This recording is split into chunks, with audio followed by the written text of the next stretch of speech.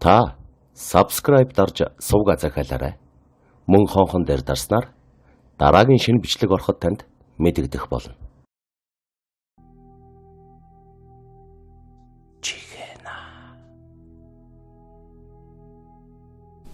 Шөнгөнө гамболт хэмээх 40 орчим насны архичин эрийг бөмбөгөөр вокзал хаваар архитаж явдаг найркачд анддаггүй байж.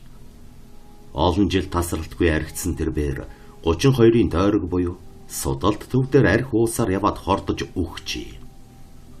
Гэхдээ түүнтэй хамт архитдаг байсан хүмүүс түүнийг архинд хордож өгөөгүй. Харин чөтгөрийн хорлол болсон хэмээн ихэд сүсэглэн ярьж байгаа юмсан ч. Тухайлбал түүний найз Баатар гэхээр доорх зүйлийг ярьдаг байна. Гамболт маань амьд сүрүүн байхдаа их сонин юм ярьдаг хүн байл. Ер нь согтуу хүний нүдэнд элдв зүйлс харагддагч хүмүүс архиа гарсан хойно шалдмын зүйл гих мэтээр бодоод өнгөрдөг.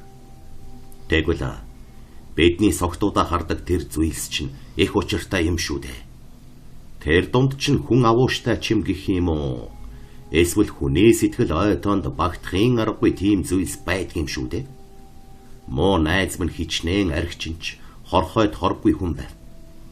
Энд тэнд согтоод унахаараа чимээгүйхэн босоод л явчихна. Харин нэг удаа Дэнжи мянган хүнсний захын хойно шарил дунд архитаж байгаад тасраад унчихсан байж л тий. Хичнээн удаа хэвдсэн чим бүү мэд. Ямар ч байсан сэрээд харталаа.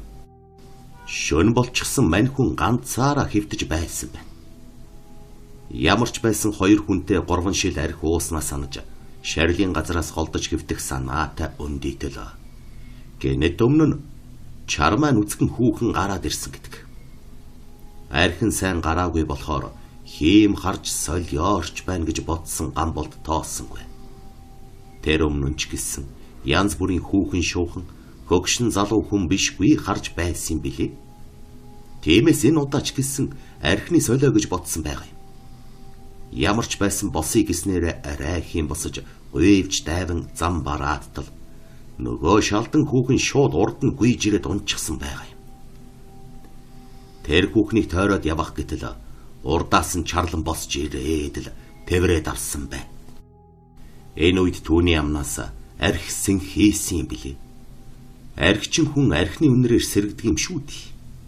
Гамболт ч хүүхнээс сэнхих архины үнэрт сэрдэлцэн сэргэж нүд тогтоон хартал тэр хүүхэнд хөхтэлэн гих зүйлс байхгүй.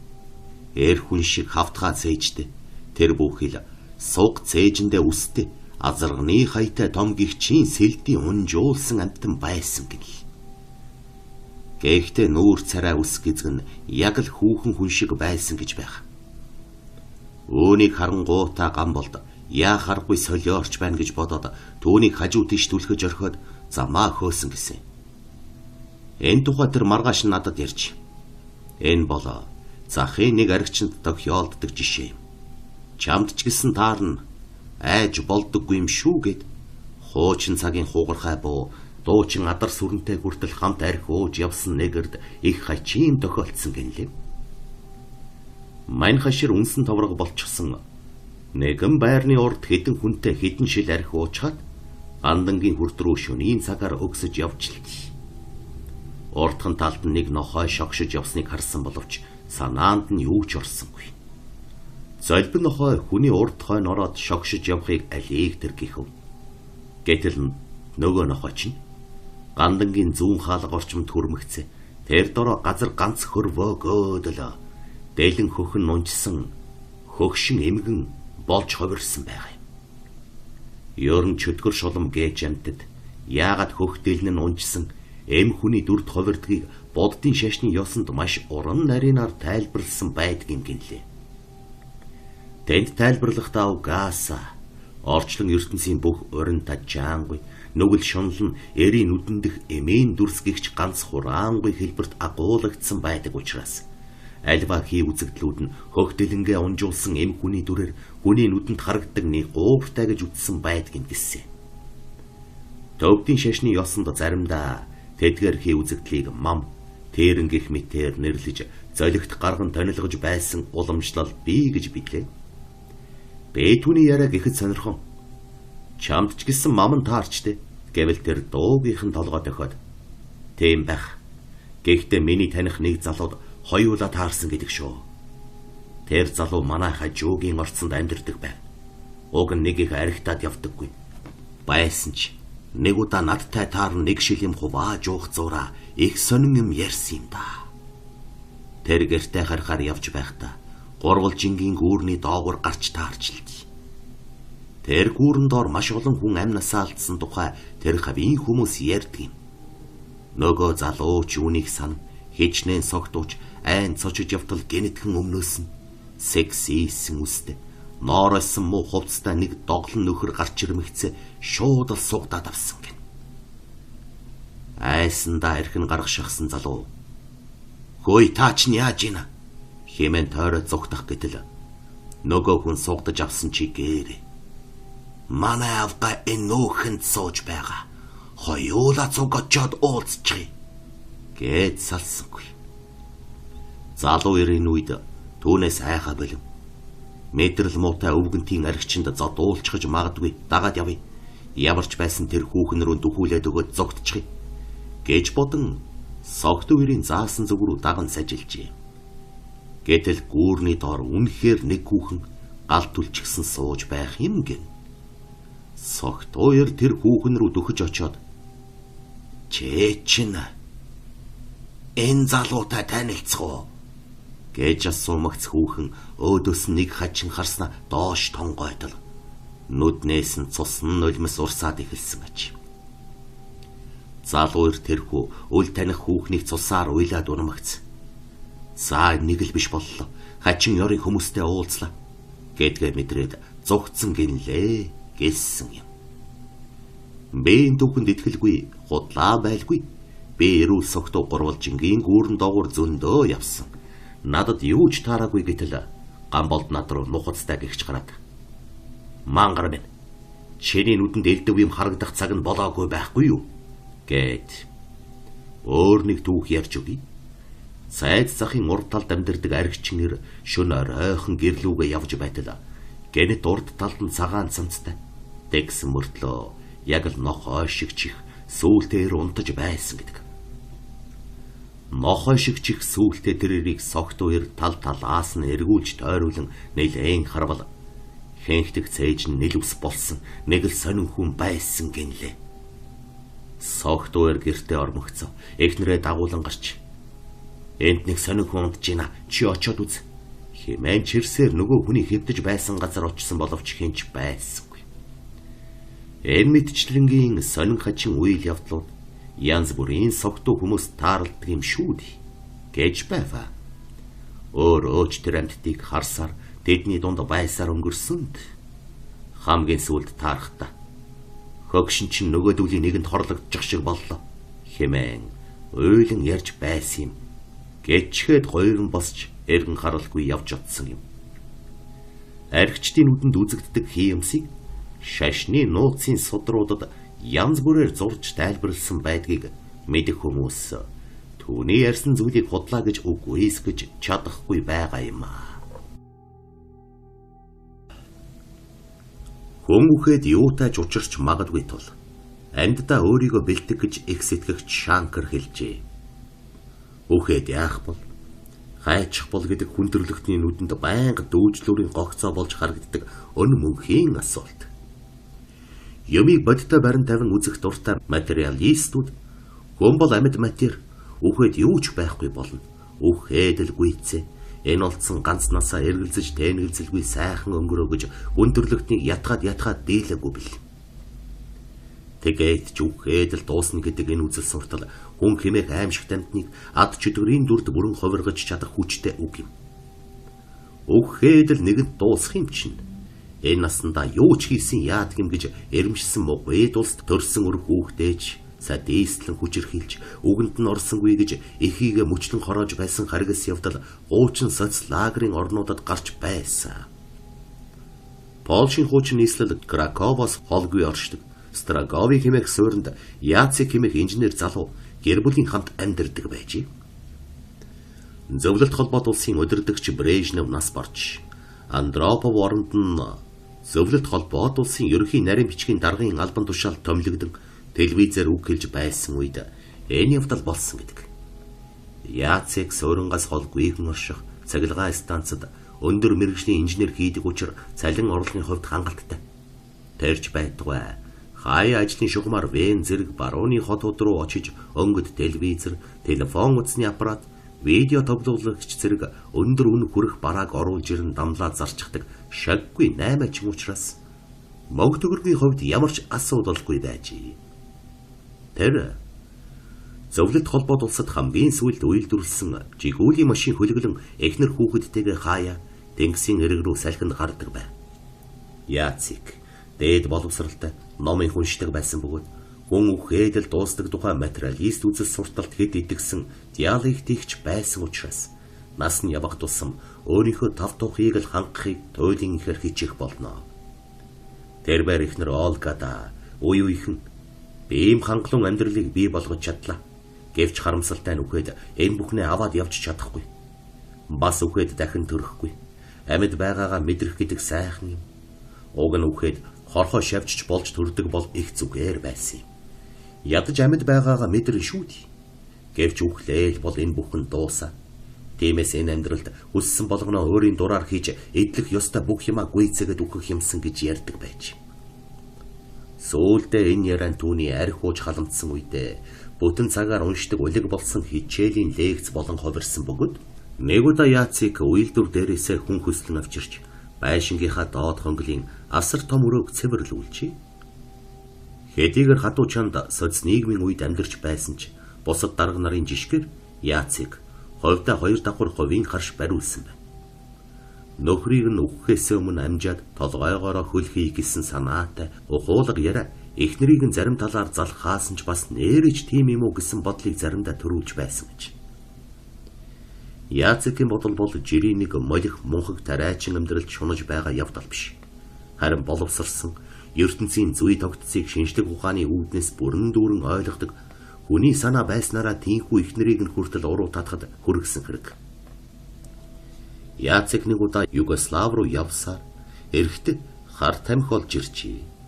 Үүнийг хэрэглэж мансуурсан хойно тэрбээр нэгэнтэл үхээд дуусах юм чинь юунаа сайхан хоригддаг бүх зүйлийг хийж амт шимтгийг нь мэдрээд үхэх ёстой гэж хашгирч байсан гэдэг. Нэгэнтэл үхэхээс өмнө дураараа дөргиж авах гэсэн нөхөр нь Яваанда Варшавын ижил хүйснүүдтэй нууцаар хэлхэлдэж хар тамхинд улам гүнзгий орсон бөгөөд чухам юу ч хайрлахгүй яаж хийх гэж байсан нь түүнийг үгсэн хойно илэрхий болсон билээ. Яацик нэг удаа Краковоос ойрхон ирэхдээ багаажиндаа согтуухан хүлээд хийчихсэн авчирчээ. Түүнийг хонгол руу чирч оруулаад шонтоо багасныхаа дараа бэн хүнийг амьдаар нь яргалж үзмээр байна гэсэн гэдэг. Хар тамхинд мансуурсан Яацик шүнжэнгөө нөгөө хүнийг тамлан тарчилгаж үеийг нь үзсний эцэст өөрөөр цаадах нь амьсгал хураачээ. Гар нь нэлт цус болсон Яацик дээшээ гарч ирмэгцээ эхнэр хоёр охиныхоо хамт доош нь хөөнгөруулж нүд хальтрам дүр зургийг зориуд үзүүлэн. Та нар үхэд ийм зүйл олж харахгүй. Амьд чинь хинч та нарт үзүүлэхгүй. Жинхэнэ амьд тамыг одоо хар. Ном зохиол кинон дээр хуурамчаар дүрсэлдэг зүйлийг харж байснаас амьдрал дээр боддоор нь харах хэрэгтэй гэж хашгирчээ. Үүний дараа тэр бараг л галзуур аюу гэмээр сэтгцийн хурц хөөрөлд орж том охиноо дээд өрөөндөө чирч оруулан хүчндэд бэ наз жаргалыг амьдтаа мэдэрмээр байна гэж орилжээ. Тэр яг л хаан шиг хүссэн зүйлээ үйлдэж байсан гэж хожим нь эр нөхрийнхөө дарамтанд дор үйлээ үдсэн Олго хэлж байсан гэдэг. Яацикийн цадаггүй авирлах нь бүр хитэрч эхнэрийнхээ нүдэн дээр хоёр охиноо ээлжээр хүчээр хийхэн цэнгдэг болсон гэдэг. Хэдийгээр хань нөхөр нь боловч ийм зовлон Олго хэдий удаан дэс сүрлэх билээ. Нэгээрээ 2 давхрын шалан дээр бас охиноо дараад унчихсан яг дур ханаж байхад нь Олго түүний сербэс авчирсан баг калибрийн винтовоор тархийг нь зад буутсан гэж. Нөхрийг алсан хэрэгээр шоронд орохоос өмнө Олго бүх явдлыг үннээр нүчиж нөхрийнхөө машины багажинд хийж авчираад тамлаж алсан хүний цогцсыг болсон газрыг хүртэл зааж өгсөн боловч хууль түнд энэрлгүй хандаж 10 жилийн ялаар шийтгсэн ажээ. Нөхрийнхөө амийг галт зэвсэг хэрэглэж хөнөөснөөс гадна онц хэрцгий садист гэмт хэрэгтнийг нуун дарагдуулсан гэдэг зүйл ангаар бас давхар ял сонсгож ий. Яацыг алагдаж ээж нь шоронд орсны дараа тэдний тансаг гаршид хоёр охиныг нь асрах нэрээр Олгагийн төрсөн ах болох Кузьмич Украинаас гэр бүлийн хамт нүүж ирж суурьсан байна. Хэдийгээр талигач Яацыг хүн үхэд дуустдаг тухай цаг үргэлж ярьдаг бараг л тэр бодлосоо болж гаж зан арын шинтэй болж дууссан ч орчлон дүүгээр даажгансан байжээ. Өгснийхээ дараа тэр бэр хэд хэдэн удаа байшиндаа зочлон ирснээр барахгүй. Олгагийн ах Кузьмичийг эхнэртэйгээ унтж байхад нь хүнжлийг нь хуутадж, цус болсон сүх далайн сүрдүүлж, орон гэрийг минь орхиод зайлгаж шаардсан гэж. Энэ явдлын тухай хүмүүс янз бүрээр таамаглаж байсан ч удалгүй. Кузьмич хоёр охиныг нь аваад Яцекийн хуучин гэрийг цоожиж орхиод нүүцгээсэн байна. Үүнээс хойш тэр эзгүй байшинд ер бусын аимшигтай зүйлс үзэгдэх болсныг ойр хавийнх нь ажиглжээ. Орой болмогц гаднаасаа цоочтой тэр байшингийн 2-3 өрөөний гэрэл асч, зарим өрөөнийх нь нээлттэй цанхоор хүн уйлах, тажигнтал инээгтүү сонсогддог болсон гэж. Эзэнгүй орхисон байшинд сахилгагүй хүүхдүүд орж дүрсгүйтэд байгаа болов уу гэж бодсон хөршийнх нэр Полоцкий нэгэн шин гэрэл асаастай байшин руу явж орсон боловч үл таних амтанд уруулж хазуулж үгсэн цогцныг нь маргааш өглөө нь байшин дотроос олсон байна. Энэ үеэс хойш тэр байшин руу хүн хавтгаа болсон бөгөөд 1990 оны намар ойр хавийнх нь оршин суугчдын хүсэлтээр чөтгөр шүглсэн хэмээх уг байшинг орон нутгийн захиргаа Краковын сүмийн хамбыг байлцуулан бульдозероор түрж нураасан гэж. Гэвч түүнээс хойш ч гэсэн байшингийн тойрон дээр шөндөлөөр хэн нэгэн хүн сүйтгэн чулуу тойбо зөөж уг байшинг дахин босгохыг оролдох болсон гэдэг. Инженер Яцик өөрийнхөө бодсноор үхээд дуссангүй. Харин ч шуналт тачаалд нэрвэгдсэн чөтгөр болон хувирч олон он жил тэндээ зовж тарчилахаар гисг ээгдсэнийг энэ явдал өгүүлж байгаа юм. Харин дүүний ихнэр Олга шоронд байхдаа амиа хорлсон бөгөөд хөөхий зовлонд бүсмийн сүнсч бас үхээд дууссангүй. Тентхийн шоронгийн талх хийдэг газар тогтсон нэг цагт байн гарч ирж үзэгдэн хормой доороо талх нууж аваад хан руу орохыг хоригдлууд олон удаа харсан гэдгээ. Хүний сүнс бол энерги. Тэгвэл энерги устж мөхдөггүй. Харин ч хадгалагдан үлддэг хуйлтай гэж дунд сургууль байхад заадаг байсан билээ. Тэгвэл халуун дамд сая жилээр түлэгдэн тарчна гэдэг. Тэнд хүний сүнс болон энерги хадгалагдан тарчилж буй гэсэн үг байж болохыг энэ явдал гэрчилж байх шиг санагдав.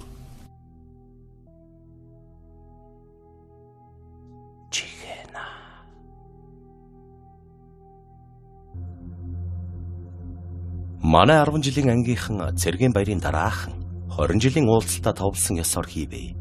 Гар утасны хүчинд бие биерүүгээ хил ам цайн авалтсных бололт 38 хүүхдээс 2 хүүхэд Солонгост ажиллаж байгаа.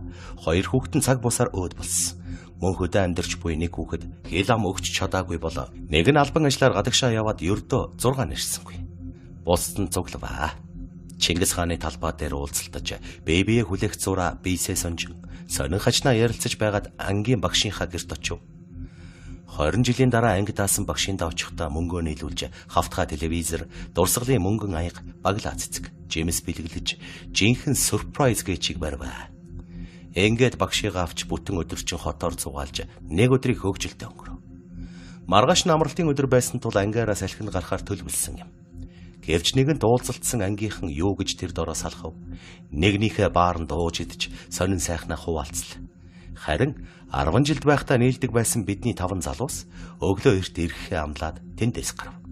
Уг нь өнөөдөр гэртээ хончхоод маргааш нь хөдөө явах, визээ эхнэрээсээ авах гэсэн хэдэн нөхөд гарсан санаатай. Гарсан хойноо бид зөвг буруулж нэмж халуурахар шийдвэ. Дээр нэг найзын маань төрсөн өдөр таарсан тул шууд харьчих сэтгэл хүнд мааж төрсөнгүй. Найз маань сайхан дуулчихдаг. Түүнд дуртай тул бид ярилцаж байгаад каракод орохор боллоо. Ингээд шууд сансар руу таксидж түнэл дээр байрлах караконуудын нэгэнд тухлаваа.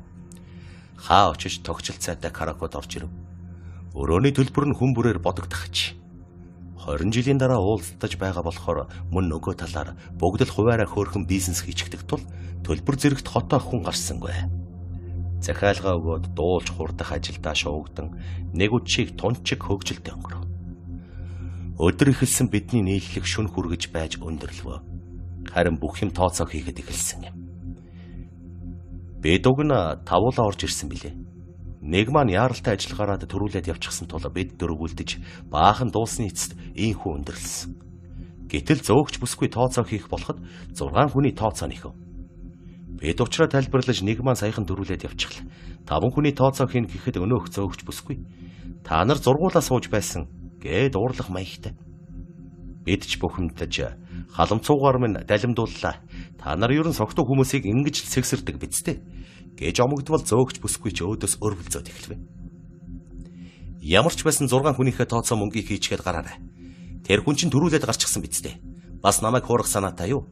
Бүр болохгүй бол цагдаа дуудаж болно шүү гэж аашлав.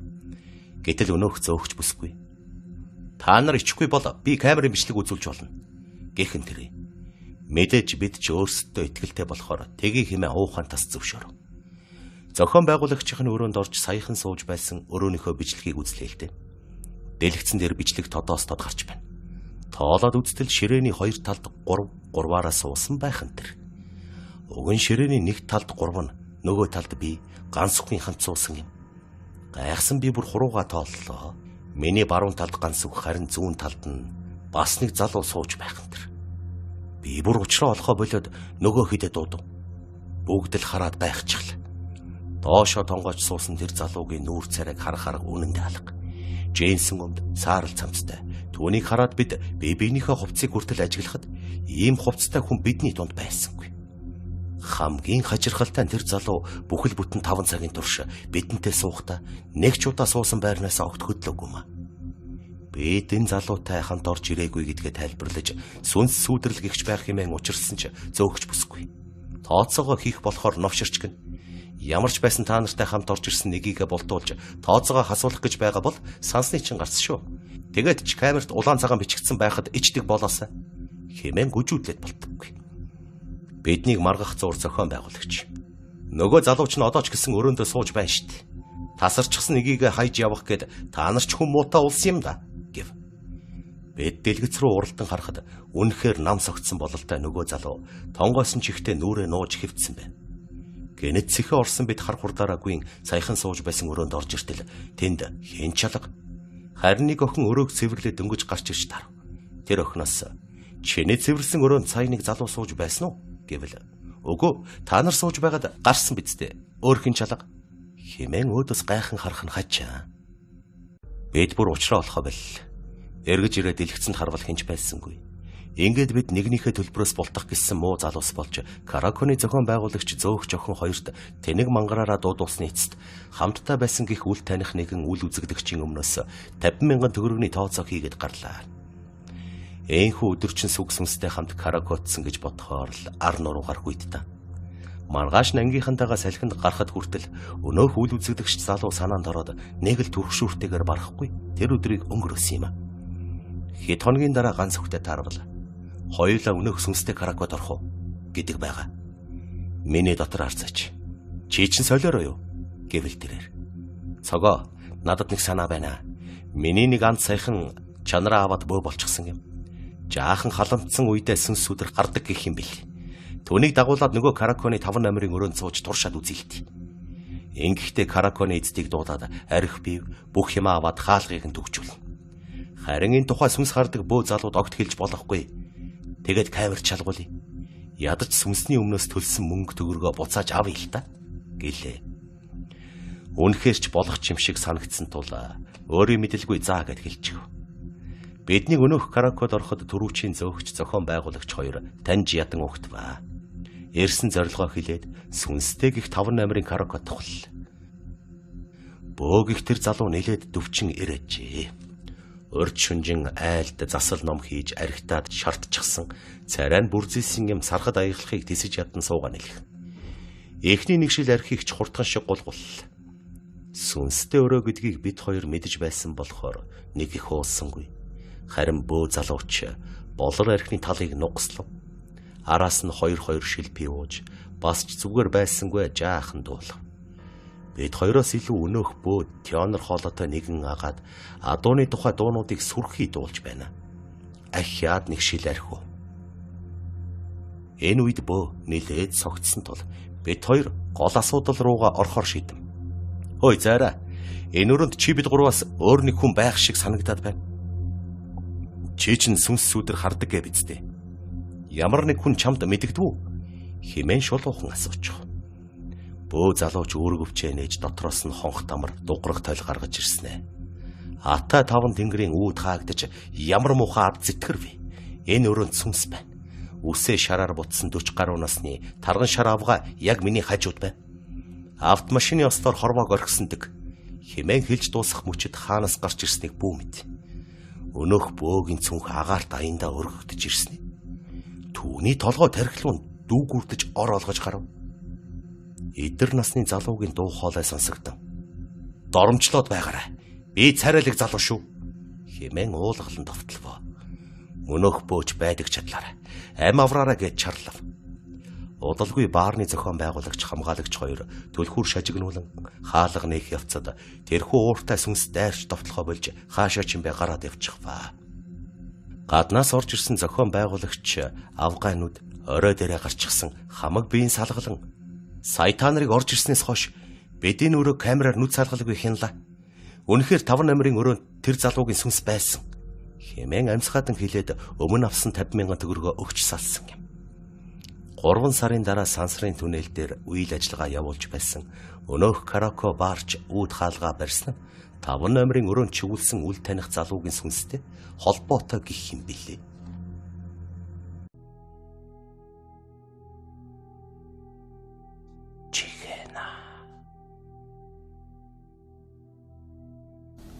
Монголчууд байгаль дэлхийгээ шүтэн биширч, уул овоондоо цай сүнийхээ дээжийг өргөдөг билээ. Энэ нь шашны зан үйлдэл холбоотой мэт боловч байгаль дэлхий тэнгэр хангайгаа хамгаалж ирсэн уламжлал юм. Овоо тахилгагүй уул, удхан мод, ус гол гэж альч нутагт элбэг байдаг бөгөөд энэ удаад бурхан халдуун отгон тэнгэр, алтай тавхан богд, орхон, түшээгүн зэрэг их хайрхад гол мөрний гэрхэн шүтэн дээдэлж ирснийг өгөөлхийг зорьсонгүй. Бодтой тохиолдсон хэдэн баримтыг л дурдъя. Авгай модыг галдан шатаагаад амнасаа алдсан түүх.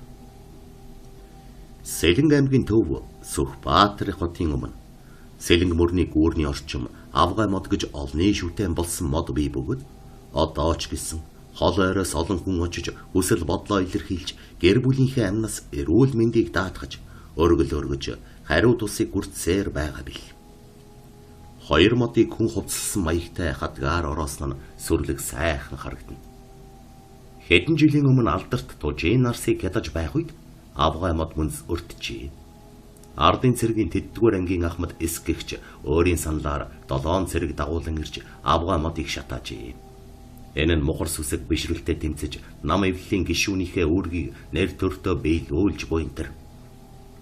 Цэрэг офицерууд тэндээс анги руугаа босож явахдаа машинтайгаа онголдож бүгд газар дээрээ нас барсан гэдгээ. Ослын газарт ирсэн цагдан сэргийлэх, авто техникийн хэргийн шалган байцаах газрын ажилтнууд уул бартаанд ямаа шиг асаж явдаг ГАЗ 66 машин үл ялэг налуу газар ийхүү ойчсныг ихэд гайхаж байж. Бас Ахмад Исийн ихнэр уг ослоос 7 хоногийн дараа генет ухаан алдан унаж сэхэл авалгүй өөд болжээ. Харин шатаагдсан авгай модны мөчр хойдон хавар нь ахин цэцэглэн ургаж навч нахаан дэлгэрэн хүмүүсийн тавьсан хадаг яндар намирч байсан гэдэг. Архи эргүүлж өгөөд амнасаа аварчээ. Төв аймгийн Сэргэлэн сумын нутагт ээж хад хэмээх Монгол даяар алдартай сууга хүний дүртэй хад бий. 5-6 жилийн өмнө гэхэд ээж хатанд өргөсөн цайг тойруулан өрснөн хоньны томоохон хашаа шиг харагддаг байсан бөгөөд одоо бол орон нутгийн засаг захиргаанаас анхааран тусгай хашаа барьж харуул хамгаалалт гарган эргэстээс татвар авч орон нутгийн төсөвт оруулдаг болсон ажээ. 1980-ад оны үед нутгийн балдан гэгч гашууны сун юмнаас буцдаггүй нэгэнэр ээж хаданд тавьсан шилтэй архинаас үе аваад хүртчихдэг байсан юмсан ч. Гэхдээ зүгээр ч авахгүй. Ээж минь ээ. Өчүүхэн намайга өршөөж хайрлана уу? Муу хүүч нь өнөөдөр танаас ганц 2 шил арх зээлдэж хүртий. Бололцоотой болмогцоо нэг их удаахгүй эргүүлж өгье. Хэмээн гуйж цагаан гэдэг хадаг сан байхан тавиад архинаас аваад уучдаг байж. Ээж хатанд 100-аас 200 шил архи тавигдсан байхад бол хорогдох нь нэмэгдэнэ. Балданч 2-3 шил архи уугаадаа ойролцоох нь тасарч байна. Орой шөнөөр сэргэж мордоод харна. Ийм байдлаар жил тойроход балдангийн бие эвгүйрхэх болж ямл эдэж уувал эргүүлж бөөлжөөд байх болжээ. Эмчэд үзүүлэхэд хордлого байж магадгүй гэд хэдэн юм бичхээс цаашгүй. Арга ядахта дээр үед гандан сууж байгаад хара болсон дондор өвгөн дээр очиход эрхээ татаж үзээд чи бусдаас авсан өр зээлээ төлөөгүй хүн бололтой. Хэнээс юу авснаас сайн бод гэж. Өдөржин бодсон ч гэлээ. Бусдад өгөх өнчин ишигний өр зээл санаанд нь орсонгүй. Өглөө нь балдан ээж хатнаас бүтэн жилгийн турш архи зээлж гударснаа санаж хотын 8-ачинд сайн эр хоноо барьж өгч авдар архи аваад ээж хатыг нар зөв тойруулан тавьжээ. Гэвч бас тэссэнгүй. Залбирч мөргөн байж нэг шил архийг нь эргүүлэн авч залглаад мордсон байна. Үүнээс хойш би нэг лааршиж хэвэндээ оржээ. Тэр үед ээж хатанд цай хатаг сүү эдээний дээжийг өргөхөөс гадна өөрийн ажил хөдөлмөрийн багаж зэвсэг хэрэгэлдэг зүйлээ тодорхой хугацаагаар тавиад авахд ажил үес бүтдэг гэж ярих хүнч би. Эдийн засгийн ухааны дэд докторийн зэрэг хамгаалсан Чулуунбат ярихдаа тэр үед 25 төгрөгийн үнэтэй хятад сумтай үзгийг зах дээрээс 35 төгрөгөөр авч ээж хатанд 14 хоног тавиад буцааж авч диссертацаа бичээд хэдхэн сарын дараа Москвад очиж цолоо амжилттай хамгаалсан даа гэж байсан юм. Үнэн худлыг бүү мэдээ. Нарийн эвчлэн судалж цуглуулбал иймэрхүү яриа нэлээд цугларах бололтой юм бил.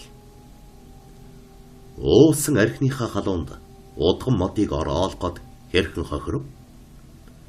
Улаанбаатар хотоос хойш өртөө гарууд хандгай хэмээх үзэсгэлэн там бий.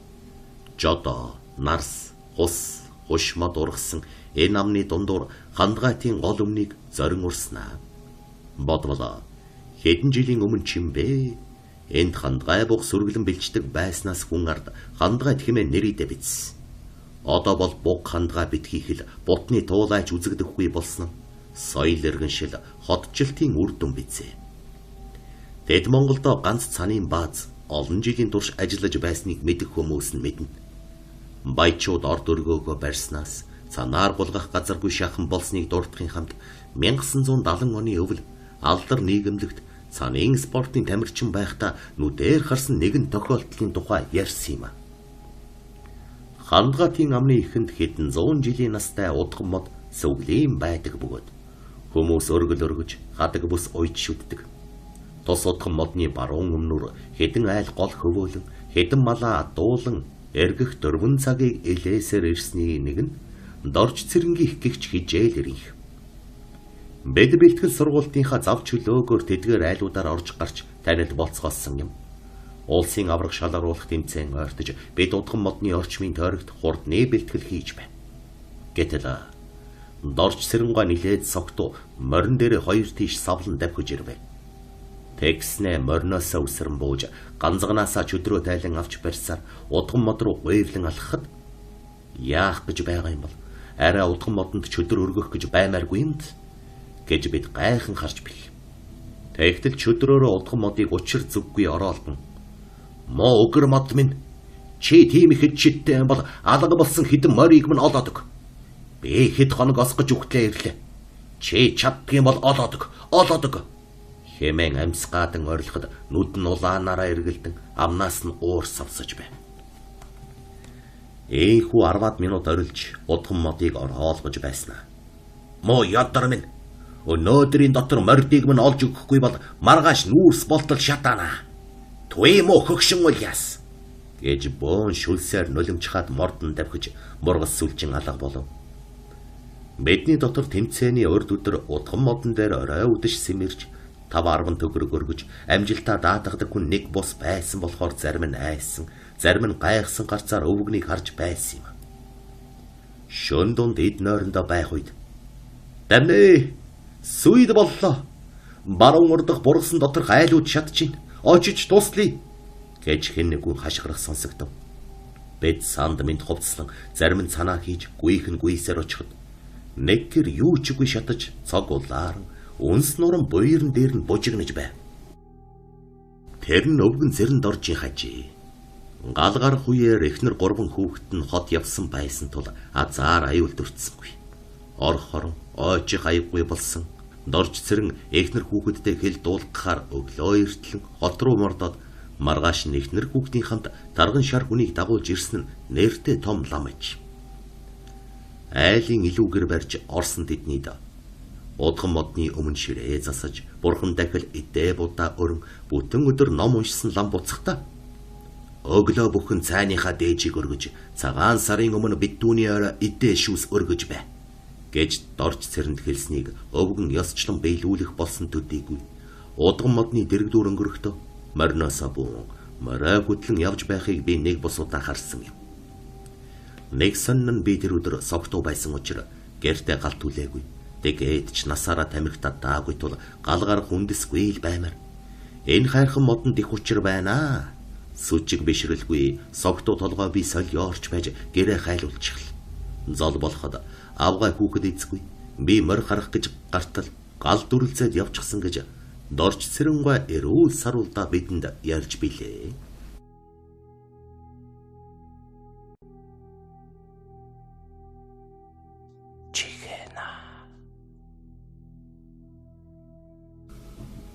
Хайр дурлал гэж зүйл хүний ухаан бодлыг самруулах сэтгэлийн асар хүчтэй.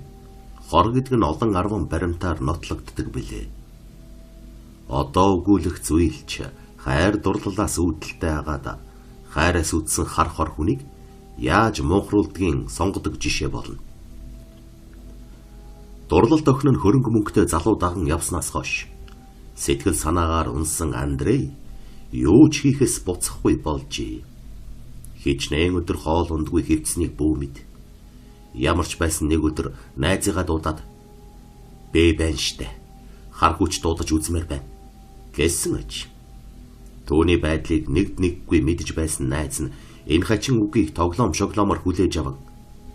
Кинон дээр гардаг штэ. Хар хүч юу н байдаг юм уу? Хэрвээ байдаг бол чи хүнээс илүү аимшигтай ер бусын хүч чадалтай болцоход орчлон хорвоог тэр аяар нь захирах нь байна шүү дээ. Тэр үедээ муу найзыгаа байна штэ. Харж үзээрэй заяу. Би чиний боол болно. Гэх мэтэр инээж хөхрөн шоолоод нэг их дэмжсэнгүй. Гэтэл Андрей багтартал уурсан найзыгаа түлхэж гаргаад дахиад тагчиг болжээ.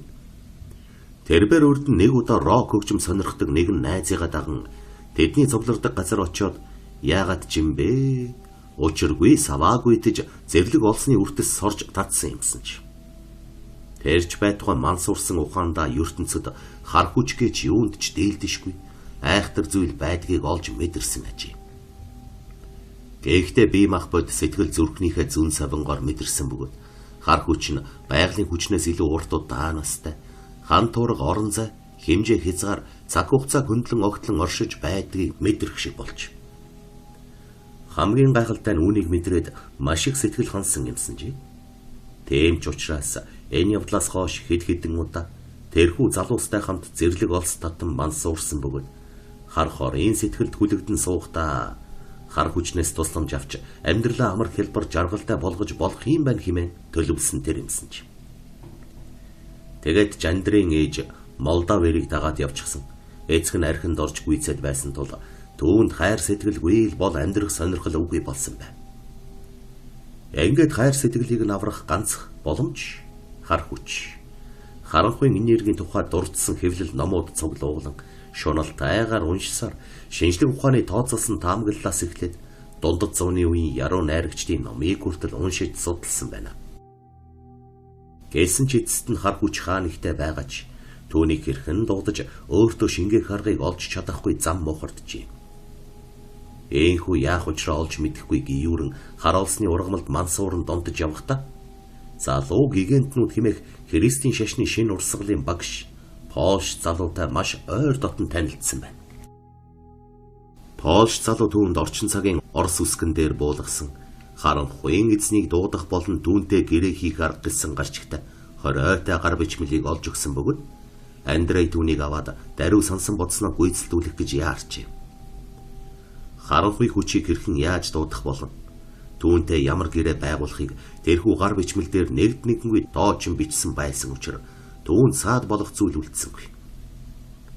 Шашны хориотой нууц урсгал шүтдэг Полш залуугийн орос хэл дээр буулгасан уг гар бичмэл нь 13-аас 15 дугаар зууны үед славенчүүдийн дотор байсан тэрс номтнуудын хэрэглэж байсан шидэт дуудлагын хуулбар байжээ.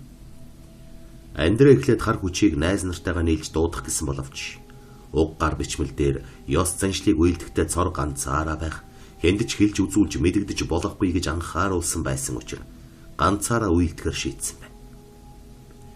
Ингээд 101 орой аав нь хөршинд согтуу дугжирч байх үед тэрбээр хар хүч дуудах ажилдаа оржээ.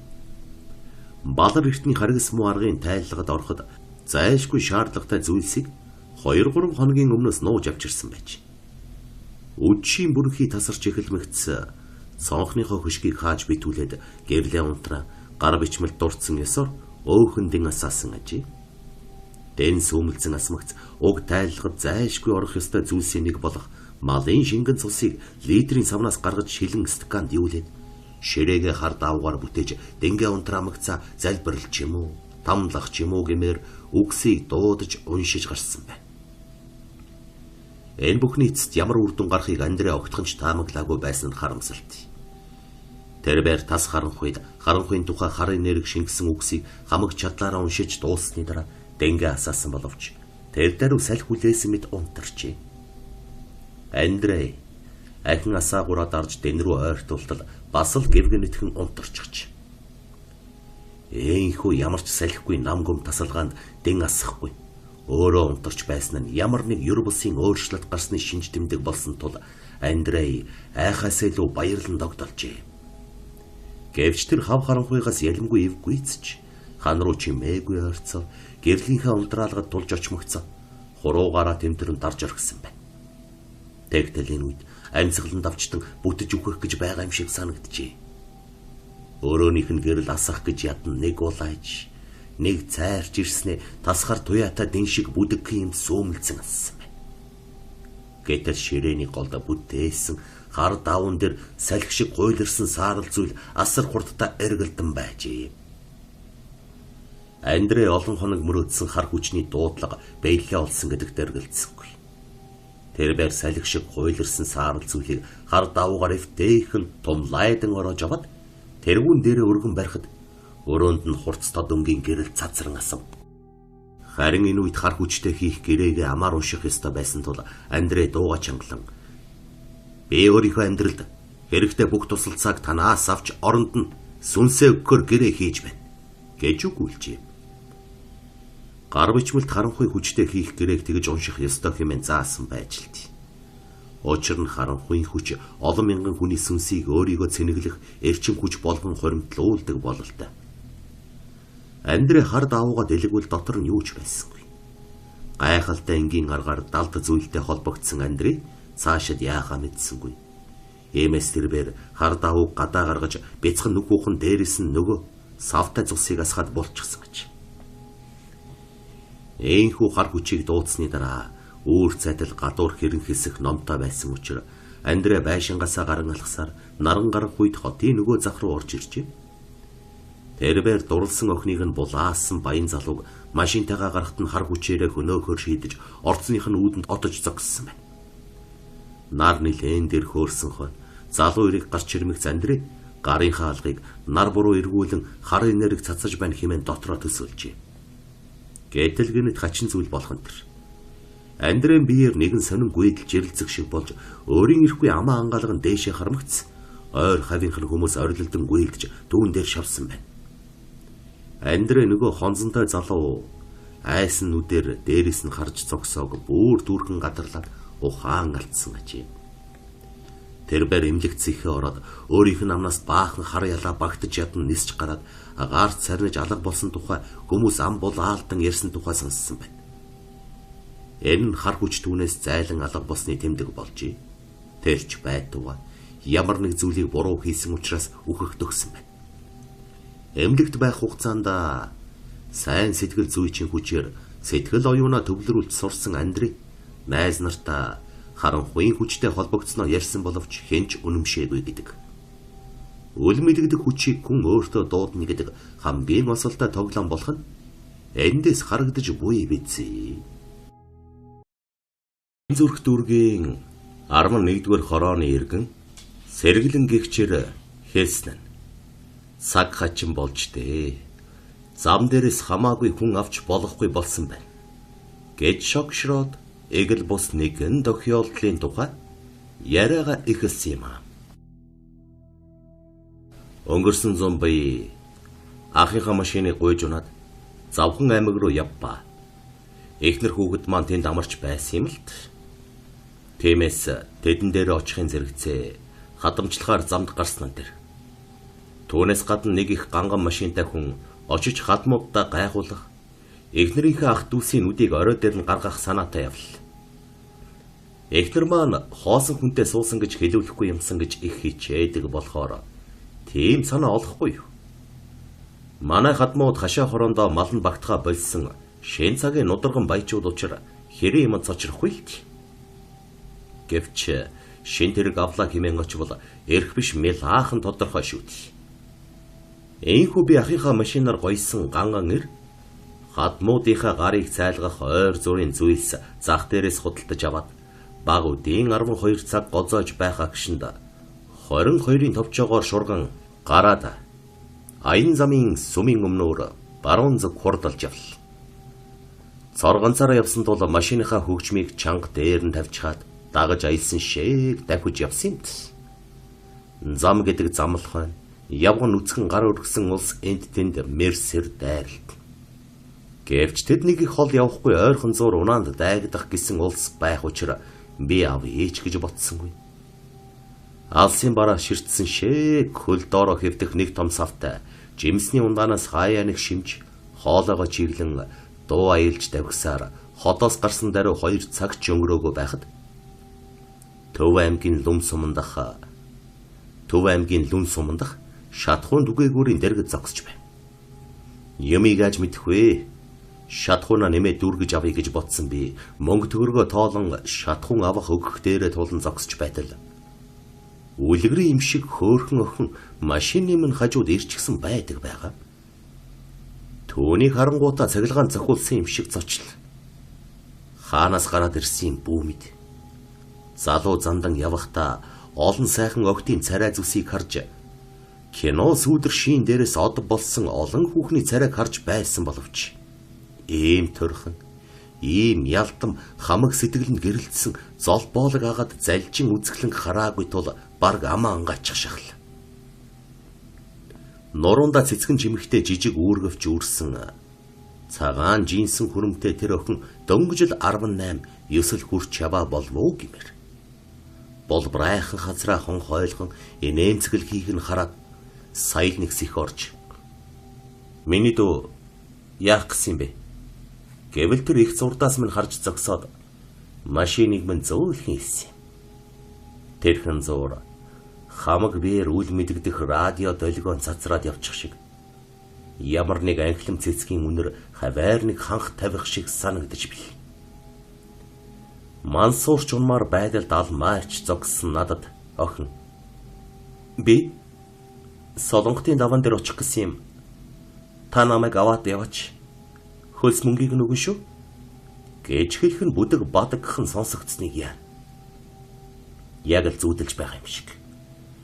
Ийм сайхан охин хаа байсан Солонготын даваа хүрэх унаа олж чадахгүй зам досоо зогсож байна гэж юу? Гэж бодсон би эхлээд чихэндээ итгэсэнгүй. Гэвч удалгүй. Хэрвээ зөвшөөрвөл Солонготын даваа хүртэл ийм сайхан охинтой хамт зам хороох нь байна шүү дээ. Гэсэн бодол харван орж ирмэгц золтой суугаад яв гэж хэлчихсэнгүй. Гэхдээ бас ч гэж хол замд яваа хүн гэсэндээ бие бариад хөмсгөө зангид байж. Солонготын даваан дээр ямар газар очих гэж байгаа? Гэж асуувал тэр хөөхөн үдэ тарамалзуулан зам засч байгаа мөнгөн мод компани руу очих гэж байгаа юм. Манай гэрт тэнд ажилладаг гэхэн тэр. Нэр тэр хавийн замыг мянганы зам төслийн дагуу засч янзалж байгаа шүү дээ. Гэсэн бодол санаанд орлоо. Ингээд нэг л мэдхэд тэрхүү хөөхөн охиныг машиндаа суухыг зөвшөөрчихсөн байна. Тэр ч баярлалаа гэж хэлээд жигтэйхэн хурднаар машин тойрон ирж хаалга онгойлгоод хажуу талд орж ирээд суучихва. Тэр үед надаас өөр юмд нухацтай ханддаг хүн байсан болоо. Бодол санаа агшин зуур өөрчлөгдсөн явдлыг гайхан эргцүүлэх байсан биз. Хэрвээ тэгсэн бол үдид ингэж суухгүй байваа. Хажууд анхлам үнэрээр согтоогч цэцгийн баглаа тавьчихсан юм шиг толгой өргөж мансуурам үнэрт нэг хэсэг балардсан би. Таг дуугүй явсны эцэст амнич. Миний дүү оюутан уу? Гэж асуувал машинд орж ирж суухаас өмнө бүр гिचмхий гэмээр харагдаж байсан нөгөө охин жигтэйхэн нүүрэмгийн төрөмгийн маягтай болж хөгжмийн аяар хөл гараа савлан зарим дууг амандаа даган дуулж байснаа. Яг оюутан гэж би үнэлдэг юм байхгүй юу? Гэж пол хийтэл хэлхэн тэр. Би түүний нүд алтам царай зүс ахин хальт ширвэж харахцуур. Арай үгүй бэлгүти. Ахаараа тоглоод байна уу? Гэж асуувал охин бяцхан зүнхнээсээ нарийнхан урт цагаан тамхи гарган ирж асан шившээд 12 настайгаас хойш би үнэлж байна гэж тоомжиргүй хэлээд машины цонхоор шүлсээ сурмгаа наргагүй нулимжирхэл.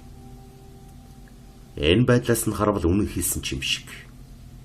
Тэгтэлч яваанда тэр охины яриа олширч яагаад бие үнэлэх болсон тухайга болон яаж шүү амьдрдгаа ярьж эхэлсэн юм аа. Ёр нам хуурайгүй явсан да. 2 цаг орчим яваад алдарт элсэн тасархаар орж ирэх үед замын гуанзнаас хорхогны мах аван хуваан идэж байх цуураа. Би ялимгүй сэтгнэвэл охин надад наалтаж ирээд л инээж ханаа сүйд бол. Эндээс би энэ охинтой учир ургуулахад татгалцахгүй юм байна гэсэн ойлголт авалгүй хайчих. Гэхдээ нэг зүйлийг анзаарч ялимгүй гайхсан. Анх харахад их л залуухан 18-9 юм шиг харагдаж байсан охин одоо харахад ялгүй аварт ойч юм шиг 20 нилээд гарчсан хүүхэн шиг харагдаж байна. Гэвчин сэтгэгдэл бүр түүрхэн төрсөн гэхүүт. Царайлаг охины гарыг атхан суугаа ямар ч хэр ганц л зүйлийг хүсдэг шүү дээ. Тэр жишээгээр би ер нь хоёулаа хар хорны наахан талд байдаг шанхын хийдийг үзээд хамт хээр хонвол яасан юм бэ?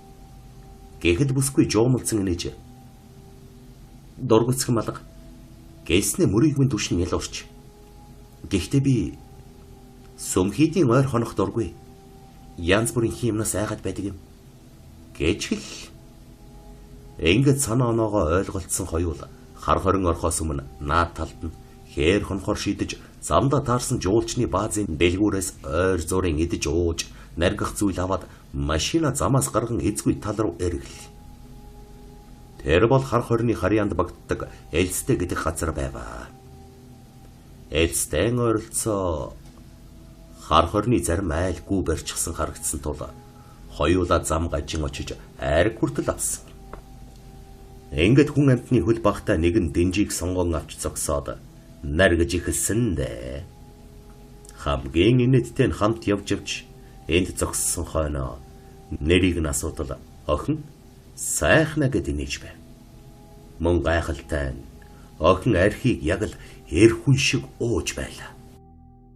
Би ихлээр гайхсан чи янхын чи аргагүй хэмээн бодоод төдий л оошосгүй.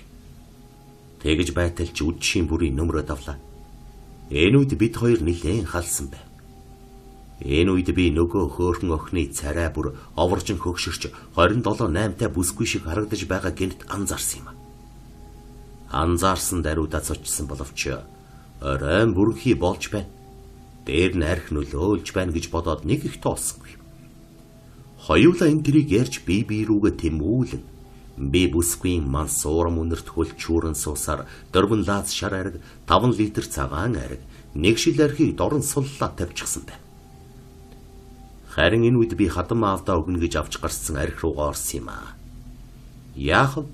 Замда нөхөд лавчихна гэж бодохгүй юу? Тэр архиа суллаа дуустал харанхуйч болсон байна. Тиймээс олон ярилгүй хоёул машинд орж хаалгаад үгжээд зэнгэн жаргах ажилда орлоо да. Гэтэл нөгөө хүүхэн чинь гэнэтхэн дургуйцад бэйдэ хөргөхгүй загтаж зүтгэхэд эхэллээ дээ. Хатуу архины ааганд цохиулсан би тоосон шинжгүй дайрсаар нүцгэлж орхиод дээр нь гартал. Бүү үзэгт юу харсан гэж санав. Миний доор нүүр ам нь барзаач. Хөөх дэлн нь унжсан туранхай хүүхэн хөвдөж байдаг байгаа. Зол тойл үнхэлцэг хаграагүй. Огол үсрэн босоод болсон явдлыг эргэн санах гэж хэсэг оролтол. Нөгөө уусан архич гарах шиг царайлаг охин хааччваа гэж л бодоод байсан санагддаг юм. Ямар ч байсан жаахан сэх орж чич надтай хамт яваа охин мөн үү гэж асуухад тэр үзээрийн авгаа тажигнтал инээд алдаа. Чи намайг таньхаа байцгаа юу гэхэд дуун яг л муу юм шиг сонсогдож байсан. Түүнээс цааш юу болсныг би санахгүй байгаа. Ямар ч байсан нэг хүүхэнтэй Еремийн ажил хийж байснаа бүр түүхэн санаж байгаа. Өглөө сэрээд ойр ганцаараа чармаа шалдан хэвдэж байсан юм аа. Өнгөрсөн шөнө юу тохиолдсныг өчигдрийн охин хаачсныг ойлгосон чгүй. Хамгийн гол нь хөөрхөн охин ганцхан шөнийн дотор хөгшөрч авгаа болсны учрыг бодоод олсонгүй. Нэг хэсэг алмаарч хэвдсэн би үд дундын үед зам руугаа орж тавьгсаар архангайн төв хурч хоноод маргааш нүдээс хойш солонготын даваа өөд өгсөж явтал гэнэт арын суудал дээр нөгөө авгаа сууж байсан юм да. Би түүнийг хараад амьсгалж авч чадхаа болчихсон. Аргагүй ирхэн салгалаад л өгсөд байлаа. Тэгтэл давааны өрөө дээр гарах үед би энд бой гэж цогтогшсон. Би золтой л галзуурсангүй. Сексгэр үстэй авгааг буумгц хар ирчээрээ давгсаар эдэр сумын төв рүү орж байж ухаан орсонд. Ёстой амилсан чөтгөртөө таарчих шиг болсон. Тэрнээс хойш ажил төрөлж бүтгэе болж хүүхэд шуухад өвчин ороогоо салхаа болсон учраас чаддаг мэддэг гисэн болгоноор явж байна да. Гэлсэн байна.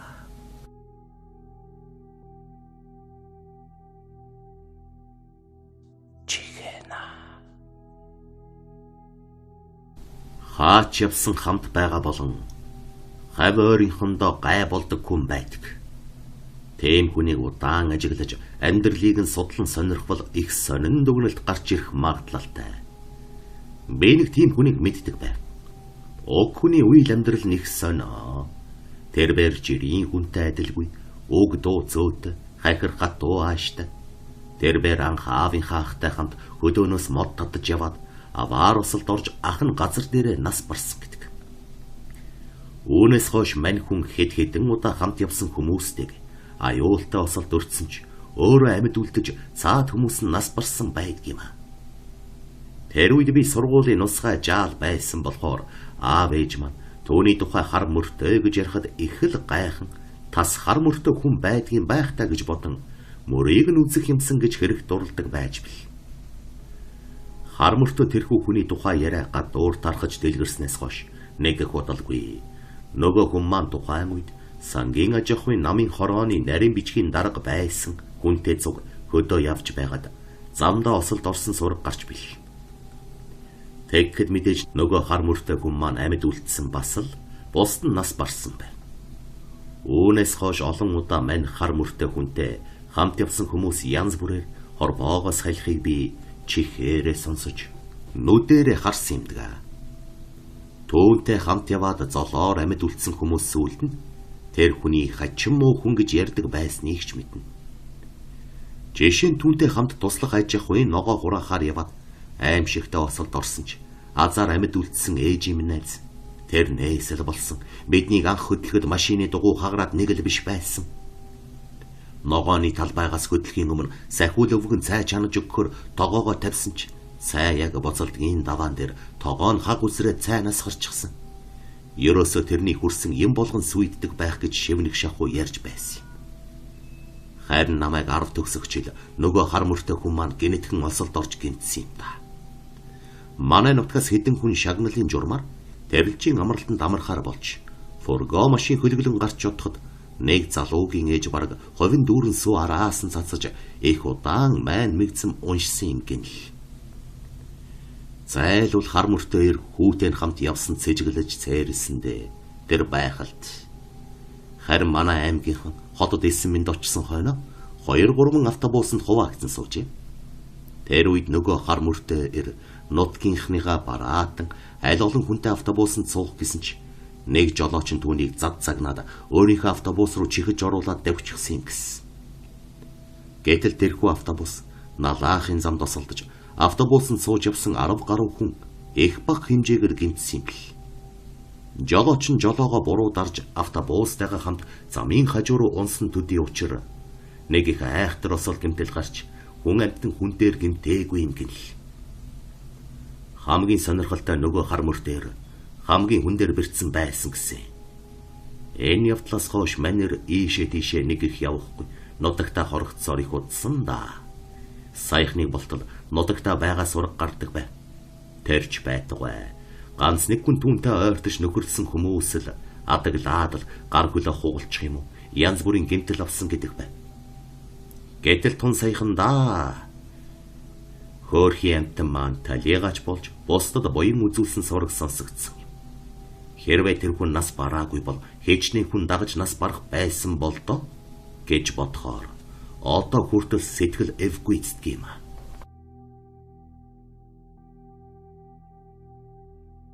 Чихэна. Төмрөө элдвийн зураг авах хоббитой нэгэн ажээ. Гэхдээ тэр мэрэгжлийн зурагч юм биш юмсан ч зүгээр л саваагүйтэн янз бүрийн амтан хүн элдв янзын байшин савны зураг авч түүнийг өөрийнхөө цуглуулга болгон хадгалдаг нэг төрлийн эмгэгтэй болсон нөхөр бай. Яруу найргийн авьяасгүй мөртлөө шүлэг бичих хоббитой түүгээрээ ном гаргаж таашаал авдаг эмгэгтэй хүмүүс манай нийгэмд өчнөө бий. Төмрөө тэдний л нэгэн адил хүн байв. Тэрбэр 20 наснаас хойш авсан гэрэл зургаараа бараг хэд хэдэн үзэсгэлэн гаргах дайны арвин их цуглуулгатай болсон боловч нэг авах нь нэр алдар хөөцөлдөх сонирхол огт байсангүй. Харин манер цуглуулга англин янзалж салбараар нь төрөлжүүлэн гэрийнхээ нэг өрөөг номын сан аятай болгодог ажээ. Уг зургийнхаа санд найз нараа дагуулan орох үедээ цуглуулга нь хүнийг агуу их болгодог хэмээн Волтерийн хэлсэн үгээр цэцэргэх дуртай байсан гэдэг. Нэг удаа төмрөө найз нартайгаа цуслан гараад буцаж явтлаа. Найз нар нь замд таарсан нэг байшинг заа. Чи янз бүрийн зураг авч цуглуулдаг байхаа. Энэ байшинг чөлгөртэй гэж ярьдаг юм. Нэг цагаан хувцастай туранхай эмгэн энэ байшин дотор юм нэхэд сууж байдаг юм гинлээ. Нэг удаа эхнэр нөхөр хоёр худалдаж авах гээд дотор нь орж илт. Тэгээд доод давхрын өрөөнүүдийг нь үзэж галдгооны өрөөг нь сонирхоод явж байтал гэнэт хоёр давхрын шатан дээр нь цагаан хувцастай чүрийсэн эмгэн гарч ирээд "Бэн байшин хэнд ч өгөхгүй шөө" гэж хашгирсан байгаа юм. Байшин худалдаж авах гэж ирсэн хүмүүс 2 жил хүн байгаагүй байшинда эмгэн хүн зогсож байгааг үзмэгцээ. Мөнгө аваад humгүй зугцсан гэдэг юм. Энэ байшингийн тухай янз бүрийн яриа байдаг ч хамгийн супер нь энэ түүхтэй гэж ирсэн байна. Үүнийг сонссон төмрөө машина түр зогсоохыг гуйн бууж хамаг хаалаг цонхонхоо даастай 2 давхар байшингийн зургийг тал талаас нь авч тэгээд гэртээ ирсний дараа зургаа угааж янзлаад сартай шин авсан юм уу гэмээр цэгэл саарл дүрстэй гарсан чөтгөрийн байшингийн зургийг цуглуулгандаа нэмэрлж. Гэтэл яг энэ үед түүний утас руу хэнэгэн хүн дохиод утсаа салгасан байна.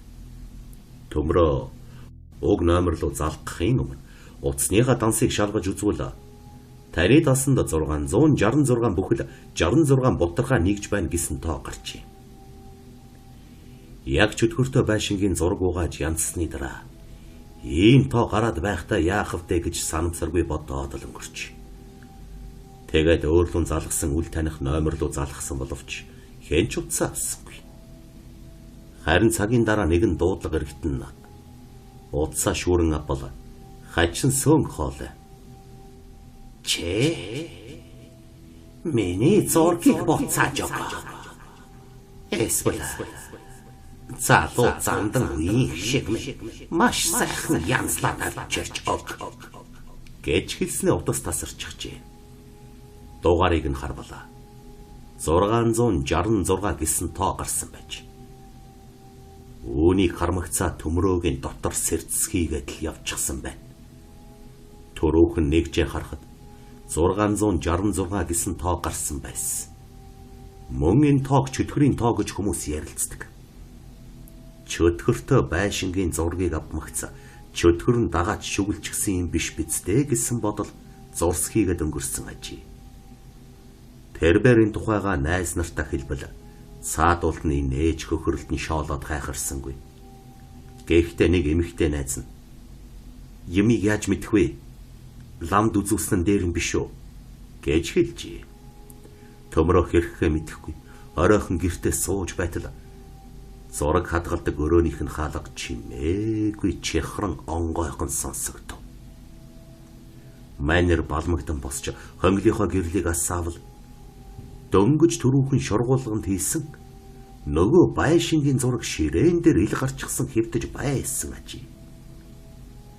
Тэрбэр ширээ рүү алгуурхан дөхөж очоод байшингийн зургийг хармагцаа нүдэндээ читгэсэнгүй. Нөгөө хуучирсан 2 давхар харшийн өмнө хормын цагаан даашинцтай залуухан хүүхэн хашаа тохиолдоод нэмсэглэн зогсож буйгаар зурган дээр гарсан байна. Харин 2 давхар байшингийн хамгийн дээд талын цонхоор нэгэн аимшигтай царай бүхий бүрх малгайтай эрэгтэй хүн ширтэж буй бүдэг бадагхан дүрс гарчээ.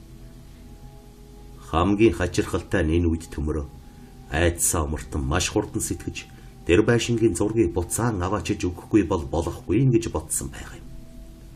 Тиймээс даруухан машин унаатай нэг найзаа дуудан нөгөө зургаа хальстан цуг аваад шөнийн 0 цаг болж байхад нөгөө зуслангийн байшин руу яаравч нэг хөдөлжээ.